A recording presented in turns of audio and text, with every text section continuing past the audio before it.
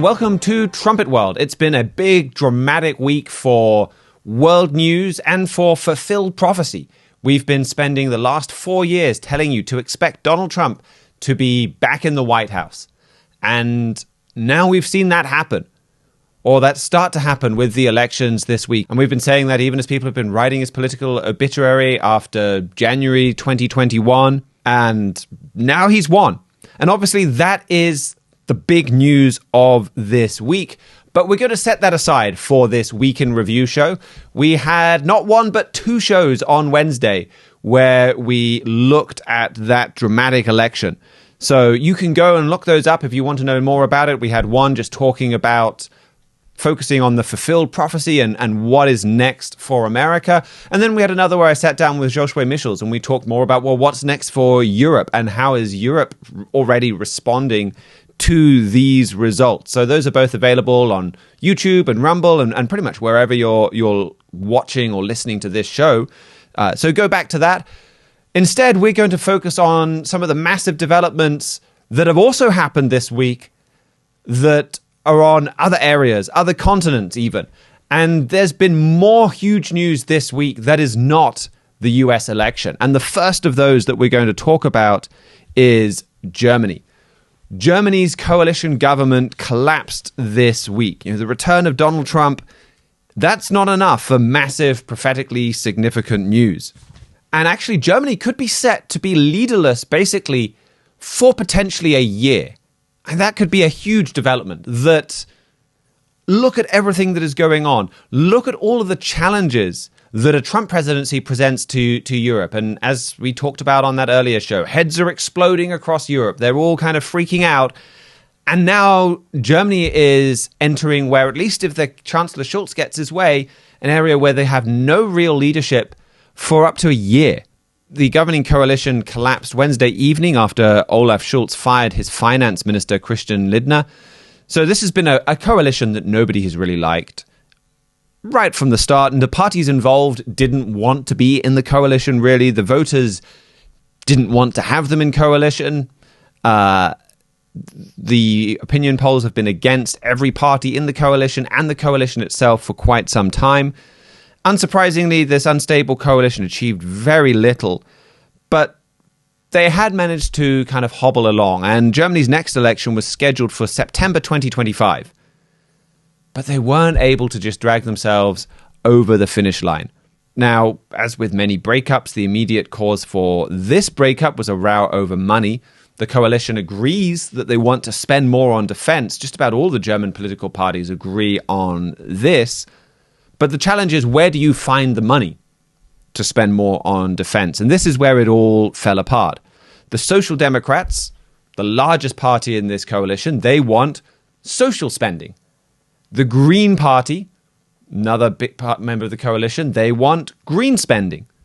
And then you have the Free Democrats, who basically want no spending. Their priority is low taxes, fiscal responsibility, low debt, not borrowing money, low taxation. And those are the ones in control of the purse string. So Lindner is their leader, and he's the finance minister. Now, what Scholz says that he wanted was for Lindner to declare a financial emergency. That would allow the coalition to get around the strict German constitutional limits on borrowing, because unlike most other democracies where we borrow like there's no tomorrow, Germany's a lot more responsible, and keeping that debt under control is a much bigger issue, and there's a constitutional responsibility to stay at least much closer to having a balanced budget. But they don't. The Green Party, the Social Democrats, they don't want to cut any spending. They want to take the easy way out and finance all of this extra money for defense from borrowing. And so they say, well, declare the state of emergency. Christian Lindner said, no, not going to do that. I'm not going to declare a state of emergency. He said it would be unconstitutional. He may well be right on that.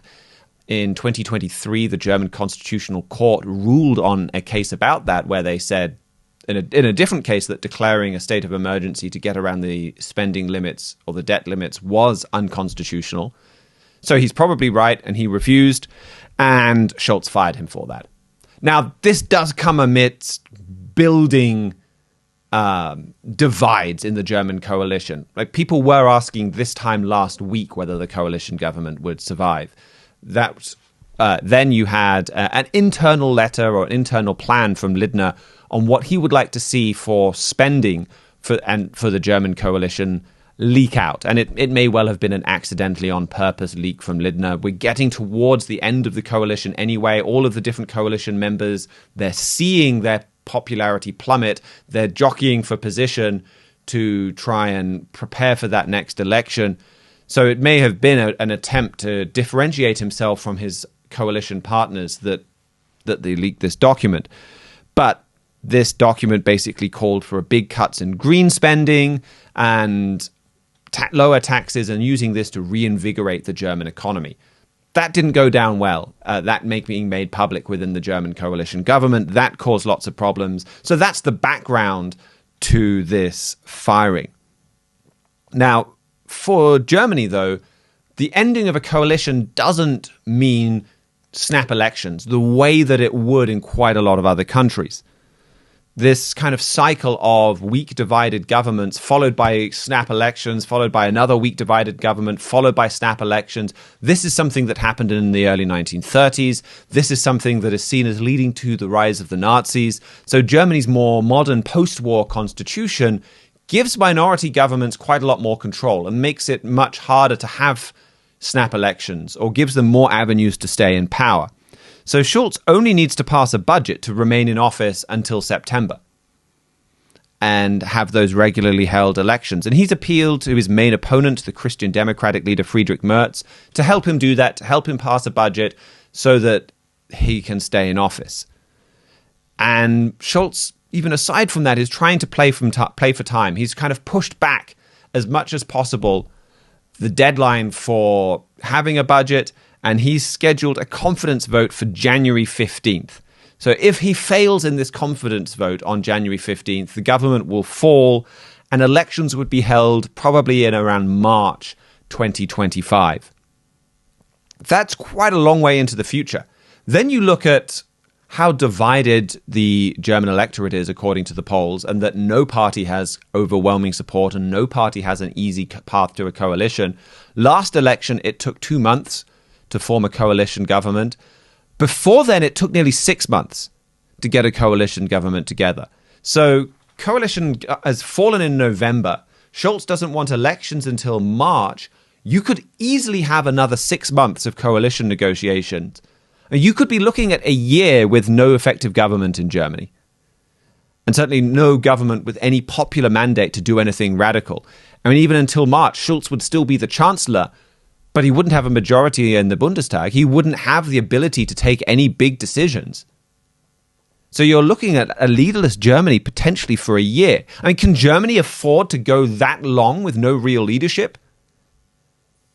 Well, Friedrich Merz, the likely next chancellor at this point and Scholz's main opponent, he doesn't think so. So he is really pressuring Scholz to hold a confidence vote much sooner. He sat down on Thursday with the chancellor that's what he really tried to push for. And he's basically saying, look, Scholz, we're not going to help you at all if this is the plan, a January 15th date for a confidence vote and a March election.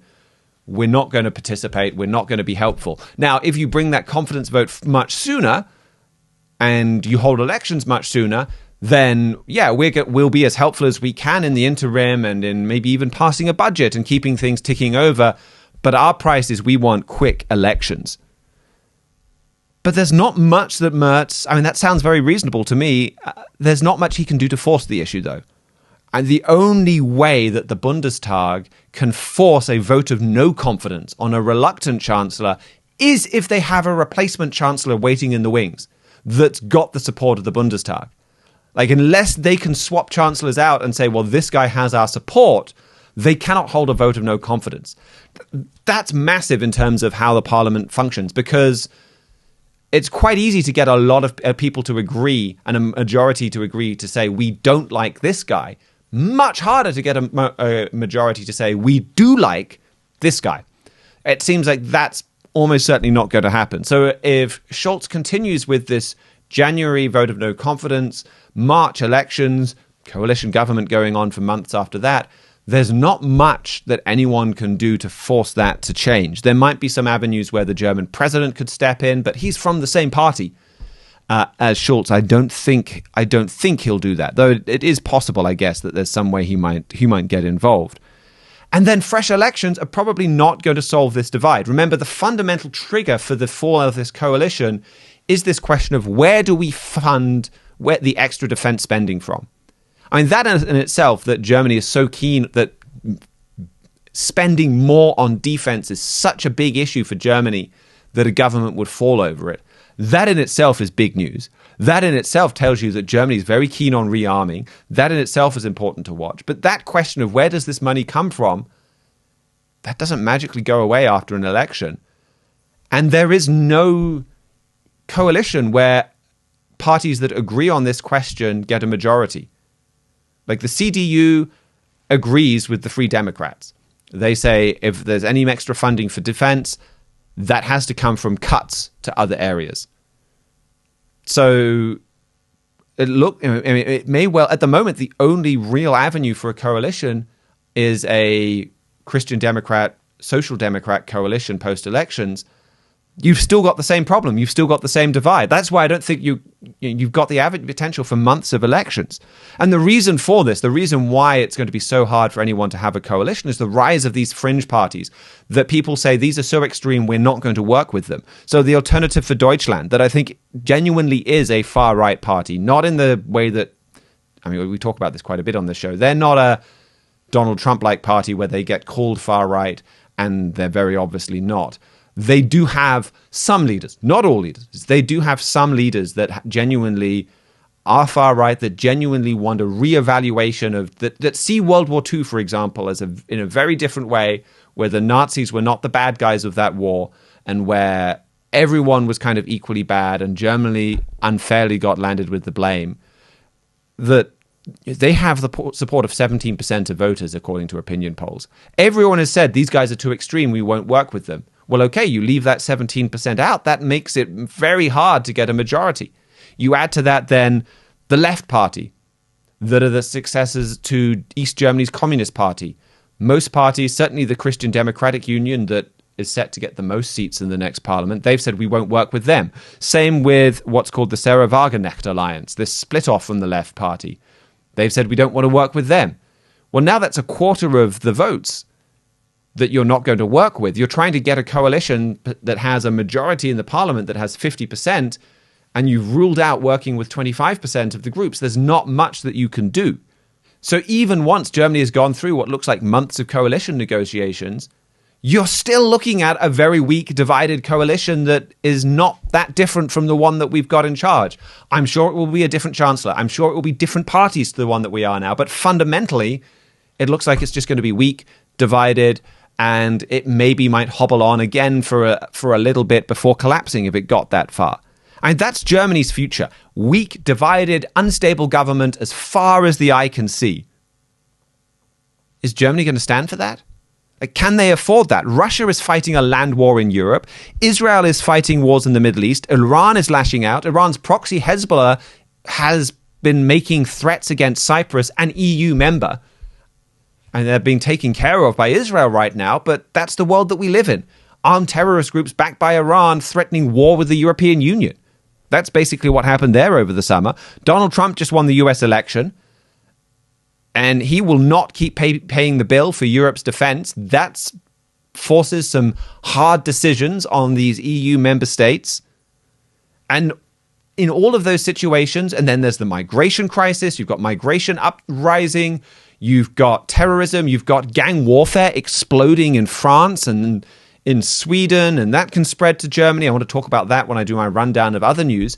But in all of these different crises, everyone turns to Germany. Okay, Europe, how do we respond to Donald Trump? Donald Trump has just put tariffs on our cars. How do we respond? Now, I'm not criticizing those policies necessarily, but I'm saying those are going to force decisions from Europe. All eyes turn for Germany, and Germany's like, we're going to take the year off. We're done with politics for the next year. Like, can they get away with that? Germany is Europe's biggest, most powerful nation. And then they just want to spend the next year consumed with their own politics. I mean, have warned for years. You go back to the plain truth, we've warned for decades about the rise of a strong man in Europe and how that will happen. I mean, talk about fulfilled prophecy. We saw that massive one with Donald Trump coming back. And this very, very, very likely is paving the way for a huge fulfilled prophecy, one of our most long-standing ones, that you would have the rise of a strong leader in Europe and that he would come about, that he's not just a democratically elected kind of strongman that has his term in office and that goes, that he's a fundamentally different type of leader and that he's going to come about potentially in an undemocratic way or an unusual way. And Mr. Fleury said that this leader could perhaps take advantage of a weak coalition. There's plenty of weakness in Germany's future. So this strong leader that's coming to Germany, he is a pivotal figure in world affairs. And just to look at one prophecy, Daniel 11, verse 21 to 31, it tells us how he's going to come into office. And many biblical commentaries will tell you correctly that this passage refers to ancient Antiochus Epiphanes. But he didn't fulfill all of these prophecies. He was a type, this Antiochus Epiphanes. He was a type of a modern strong leader that's going to come on the scene. And Daniel 11 and verse 21, it says, the people shall not give this Antiochus the honor of the kingdom, but he shall come in peaceably and obtain the kingdom by flatteries. And the Jameson Fawcett Brown commentary, it says that this means that the nation shall not by public act confer the kingdom on him, but he shall obtain it by artifice, by cunning, by artifice, by flatteries. Barnes notes. It says, in other words, it should not be conferred on him by any law of act or nation or in any regular succession or claim. It's an irregular way. It's not by coming to the people and winning a straightforward election and getting a majority of 50%. Mr. Fleury wrote, as far back as 2002, this man doesn't come to power the honorable way by being voted into office. He takes it dishonorably. He'll work behind the scenes and come to power by flatteries, not votes. And you can see Germany facing weakness and no leader for a year.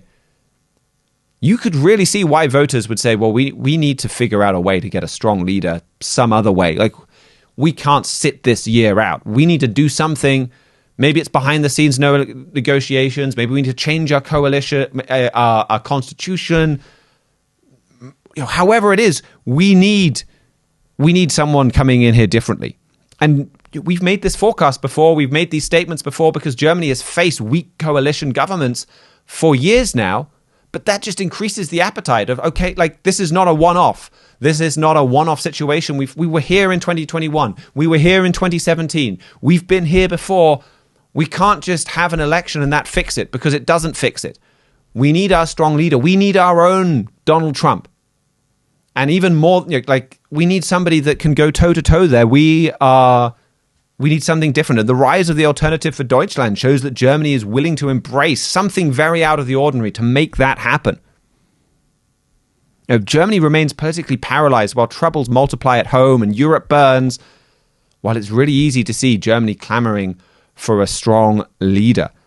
And I think it's the timing of all this that just makes this so especially interesting to watch. If you've read our free book, America Under Attack, you'd be familiar with this prophecy of an Antiochus. Yeah, there was this ancient Antiochus, and then there's several modern types that fulfill this Antiochus. That there was an Antiochus within God's church that fulfilled many of these prophecies in Daniel 8 and Daniel 11, in casting truth to the ground and turning God's church astray. That there would be a national Antiochus within the nation of America doing the same thing from within, and then finally there would be this Antiochus rise to the scene in Europe and take Europe in a radically different direction. And then we had that article that we talked about on Wednesday's show about Barack Obama fulfilling this role of Antiochus and that his power is being diminished.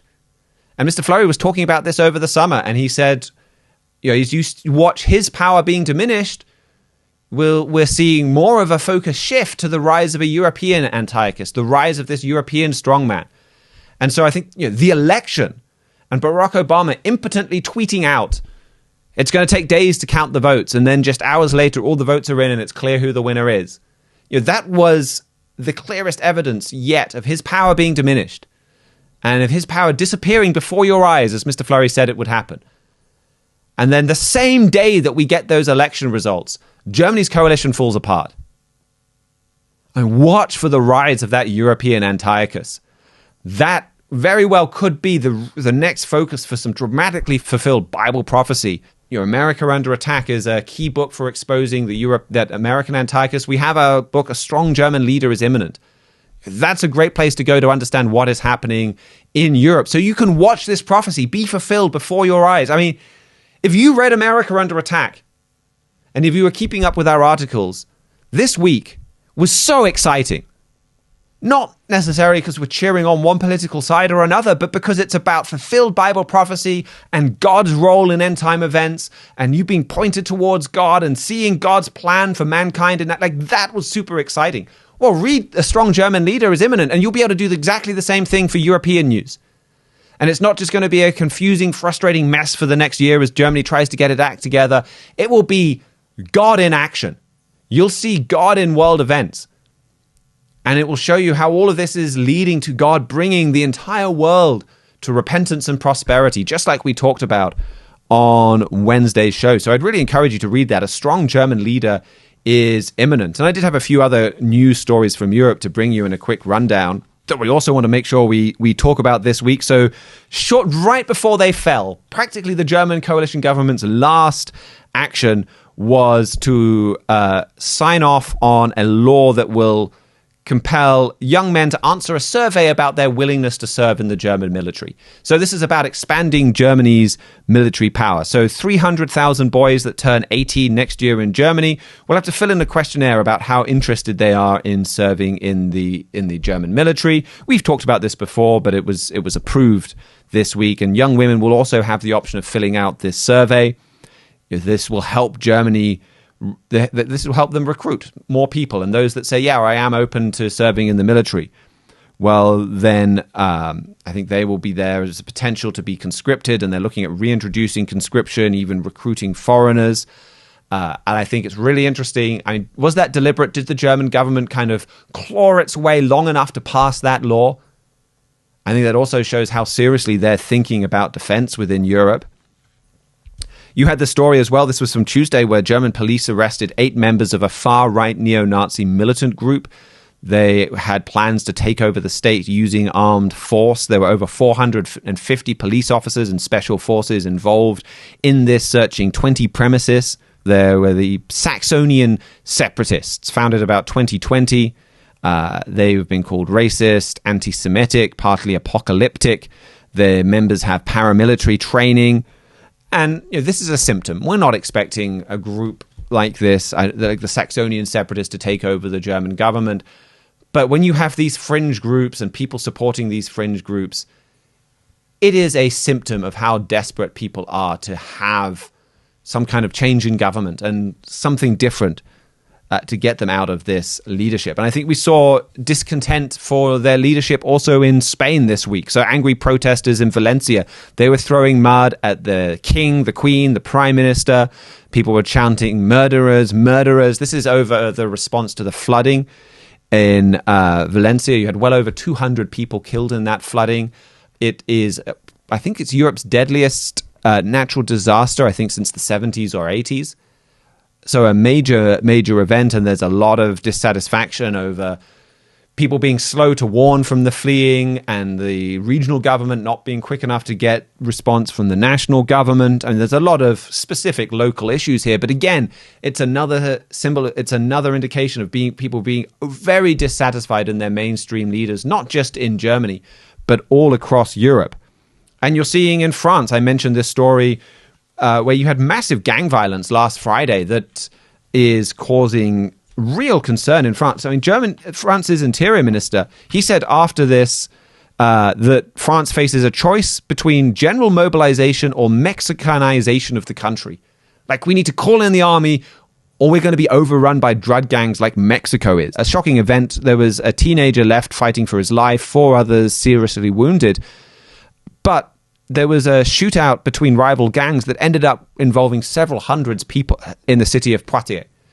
So massive levels of violence there. I mean, this is causing real concern. And again, these are the kind of problems that you can see people saying, yeah, we need someone to solve our problems, and we're not going to be overly concerned about diplomatic or democratic niceties to get in someone to fix these problems. We have hundreds of gang members shooting out on our streets. We've got to take care of this. That's understandable, but it's leading to this rise of a strong German leader that's going to transform Europe.